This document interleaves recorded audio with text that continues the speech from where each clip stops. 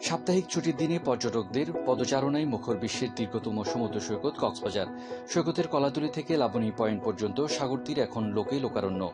শান্ত সাগরের ঢেউয়ের ছন্দে মেতেছেন ভ্রমণ পিপাসুরা। পরিবার পরিজন নিয়ে নোনা জলের প্রশান্তিতে সময় কাটাতে এসেছেন তারা। কেউ বালিয়াড়িতে বসে ছবি তুলছেন, কেউ বা ঘোড়ার পিঠে কিংবা বিচ বাইকে চড়ে ঘুরে বেড়াচ্ছেন। শুধু সৈকতের সৌন্দর্য নয়, পর্যটকদের নজর কাড়ছে বার্মিজ বাজারের বাহারি পণ্য, শামুক, ঝিনুক আর হাতের তৈরি নানা উপকরণ বিক্রি করে খুশি দোকানিরও। তবে সমুদ্র স্নানে নামার আগে থাকতে হচ্ছে সতর্ক। সৈকতের কিছু এলাকায় সৃষ্টি হয়েছে গুপ্ত খাল, যা হতে পারে প্রাণঘাতী। ঝুঁকিপূর্ণ এসব জায়গায় লাল পতাকা দিয়েছে লাইফগার্ড সংস্থা। তাই সতর্ক থেকে আনন্দ উপভোগ করার পরামর্শ সচেতন মহলের।